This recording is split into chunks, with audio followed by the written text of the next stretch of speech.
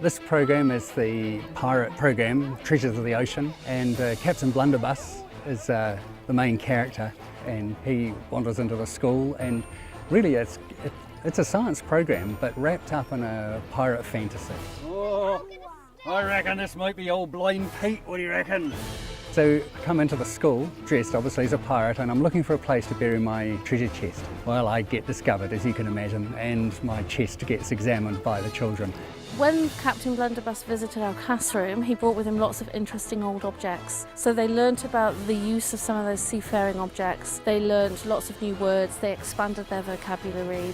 During the course of that, we come across a map, and foolishly I seem to leave that behind at the school when I leave. Well, that's the cue for them to create a trip down to Mapua to come across and see if they can find the treasure. Well, this morning we packed and then we left to Mapua and we went for a little wander on the beach, and then we came across on the ferry and Captain Blunderbuss was waiting for us on the beach. He was probably waiting in case it was his crew. Arr, I recognise you scurvy lot. Who's got my mate? I think the kids probably are a bit surprised to find me there, but when they find out that I've lost the map and I can't find it, and I've come to try and work out where the treasure is without the map, which is of course a hopeless cause, and then they can't help but tell me they do have the map, and of course I have the key to the treasure chest, so between the two of us we can make up a bit of an alliance there and then go and get the treasure together. Well, I've got the key, so you can't get the treasure. You'll have to go home and let me look for it. If you give us the key, we'll give you the map. Well, we had to tell him that we would share the treasure so he wouldn't kill us.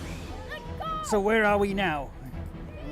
Once the kids arrive on the island, there are 6 clues in total which they have to follow. We're using, compass directions, we're pacing out things, we're, doing quite a lot of practical real-life skills. They use maths, they use problem solving, following directions. One of the things they had to spell out that they were looking for a cannon, and using that with the alphabet, to find the letter that corresponds to number 3, for C. Yeah, and so lots of learning in it as well. As far as a science program goes, it's completely off the wall. We're pushing new boundaries here. Right, so it looks like we've got to go that way. With Richard, he motivates children, he excites them, and this particular program in a real context in our local environment is all about children experience real life experiences rather than just sitting in a classroom and trying to create it in-house. You're actually going out into the big wide world. At Brightwater School we have target groups, and we identify children that need help with particular areas of the curriculum, and there were a group of boys that were our target group for writing. And after we'd been to Richard's pirate adventure at Rabbit Island, they came back and they just wanted to write. So we had these boys that were not really contributing to the writing process, and due to having a real life context, they were engaged writers and produced some really wonderful descriptive writing. Because they're having fun and they're learning, it moulds into an experience that they remember.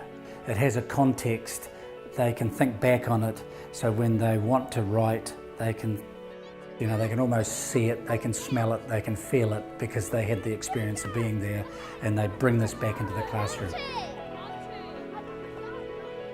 It's really exciting for the children. They really suspend their disbelief, and even those oldest children are willing to suspend their disbelief for the day and really engage with the activities and the fun.